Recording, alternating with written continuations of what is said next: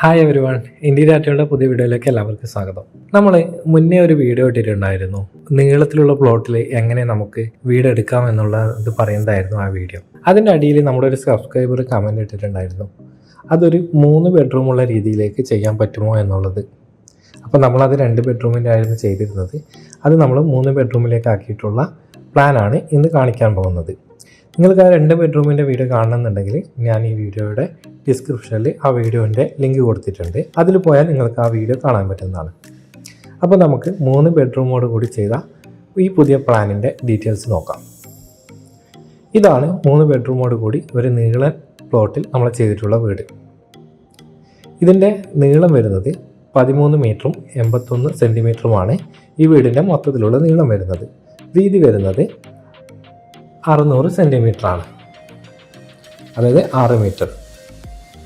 അപ്പോൾ നമുക്ക് വീതി കുറവാണ്, നീളമുള്ള പ്ലോട്ടാണ് ഇതുള്ളത്. അപ്പോൾ ഈ പ്ലാനിൻ്റെ ഗ്രൗണ്ട് ഫ്ലോറിലെ സ്ക്വയർ ഫീറ്റ് വരുന്നത് 882 ആണ്. ഗ്രൗണ്ട് ഫ്ലോറിൽ 2 ബെഡ്റൂമാണ് വരുന്നത്. ഫസ്റ്റ് ഫ്ലോറിലെ സ്ക്വയർ ഫീറ്റ് വരുന്നത് 505 ആണ്. ഫസ്റ്റ് ഫ്ലോറിൽ ഒരു ബെഡ്റൂമും അറ്റാച്ച്ഡ് ബാത്റൂമാണ് വരുന്നത്, പിന്നെ ഒരു ബാൽക്കണിയും കൂടി വരുന്നുണ്ട്. അപ്പോൾ നമുക്ക് പ്ലാൻ കുറച്ചും കൂടി ഡീറ്റെയിൽ ആയിട്ട് നോക്കാം. നമ്മൾ ആദ്യം തന്നെ കയറിയാൽ വീടിൻ്റെ സിറ്റ് ഔട്ടിലേക്കാണ് എത്തുന്നത്. സിറ്റ് ഔട്ടിന് നമ്മൾ സൈസ് കൊടുത്തിട്ടുള്ളത് 285/129 എന്നുള്ള സൈസിലാണ് നമ്മൾ സിറ്റ് ഔട്ടിന് സൈസ് കൊടുത്തിട്ടുള്ളത്.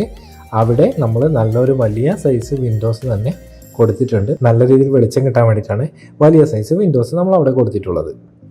ലെഫ്റ്റ് സൈഡോട് ചേർന്നിട്ടാണ് ഉള്ളിലേക്കുള്ള എൻട്രി വരുന്നത്. ഇപ്പോൾ ഒരു സൈഡിലേക്ക് ചേർന്നാണ് നമ്മൾ സോഫ അറേഞ്ച് ചെയ്തിട്ടുള്ളത്. പിന്നെ ലിവിങ് റൂമിൻ്റെ സൈസ് വരുന്നത് 265/466, അതായത് നമ്മൾ സ്റ്റെയർ സ്റ്റാർട്ട് ചെയ്യുന്ന അവിടം വരെ 466 നമ്മൾക്ക് സൈസ് വരുന്നത്. പിന്നെ ഫ്രണ്ടിൽ തന്നെ നമ്മളൊരു ബെഡ്റൂം കൊടുത്തിട്ടുണ്ട്. ആ ബെഡ്റൂമിൻ്റെ സൈസ് വരുന്നത് 275/415 സെൻറ്റിമീറ്ററിലാണ് നമ്മൾ മെഷർമെൻറ്റ്സ് പറയുന്നത്. അപ്പോൾ അത് ശ്രദ്ധിക്കുക. ഈ ഫ്രണ്ടിൽ വരുന്ന ബെഡ്റൂമിന് നമ്മൾ അറ്റാച്ച്ഡ് ബാത്റൂം കൊടുത്തിട്ടുണ്ട്. ബാത്റൂമിൻ്റെ സൈസ് വരുന്നത് 275/130 എന്നുള്ള രീതിയിലാണ്. പിന്നെ അവിടുന്ന് പുറത്തിറങ്ങിയാൽ നമുക്ക് സ്റ്റെയർ റൂം, അതിൻ്റെ സൈഡിലൂടെ ഒരു പാസേജ്, അവിടെ നമ്മളൊരു കോമൺ ബാത്റൂം കൊടുത്തിട്ടുണ്ട്. നമ്മളിപ്പോൾ ഗസ്റ്റ് വന്നാൽ തന്നെ അവർക്ക് ആക്സസ് ചെയ്യാൻ പറ്റുന്ന രീതിയിലും, പിന്നെ നമ്മുടെ ബാക്ക് സൈഡിലുള്ള ബെഡ്റൂമിലുള്ള ആൾക്കാർക്കും ആക്സസ് ചെയ്യാൻ പറ്റുന്ന രീതിയിലാണ് നമ്മളവിടെ ഒരു കോമൺ ബാത്റൂം കൊടുത്തിട്ടുള്ളത്. കോമൺ ബാത്റൂമിൻ്റെ സൈസ് വരുന്നത് 275/130 എന്നുള്ള രീതിയിലാണ് കോമൺ ബാത്റൂമിൻ്റെ സൈസ് വരുന്നത്. കോമൺ ബാത്റൂം കഴിഞ്ഞാൽ നമ്മളവിടെ ഡൈനിങ് ഏരിയ കൊടുത്തിട്ടുണ്ട്.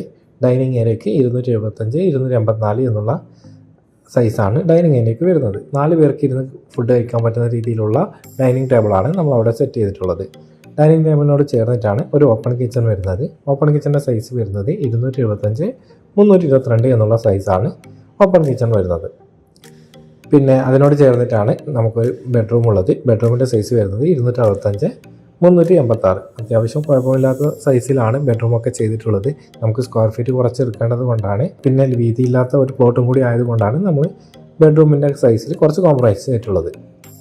ഓക്കെ, നമ്മളതിന് സ്റ്റെയർ റൂം നേരെ മുകളിലേക്ക് കയറിയാൽ ഒരു അപ്പറിൽ ഒരു ഹാൾ സ്പേസ് നമ്മൾ കൊടുത്തിട്ടുണ്ട്. നമ്മൾ അവിടുത്തെ ഹാളിലേക്കാണ് ലാൻഡ് ആവുന്നത്. അവിടെ നിന്ന് നമുക്ക് ബെഡ്റൂമിലേക്ക് കയറുന്ന രീതിയിലാണ്. താഴത്തെ കിച്ചൻ്റെ ഭാഗത്താണ് നമ്മൾ മുകളിൽ ബെഡ്റൂം കൊടുത്തിട്ടുള്ളത്. നമ്മൾ ഫ്രണ്ടിൽ നോക്കുമ്പോൾ കുറച്ച് ബാക്ക് സൈഡിലേക്കായിട്ടാണ് നമ്മൾ ബെഡ്റൂം കൊടുത്തിട്ടുള്ളത്.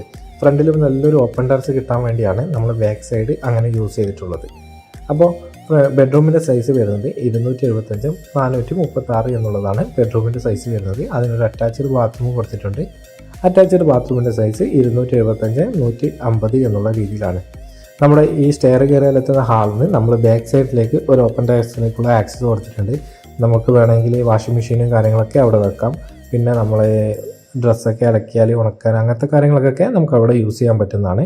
പിന്നെ ഫ്രണ്ടിൽ ഇറങ്ങിയാൽ നമ്മളവിടെ ഒരു ബാൽക്കണി കൊടുത്തിട്ടുണ്ട്. ബാൽക്കണിയിൽ നേരെ വലിയൊരു ഓപ്പൺ ടെറസാണ് കൊടുത്തിട്ടുള്ളത്.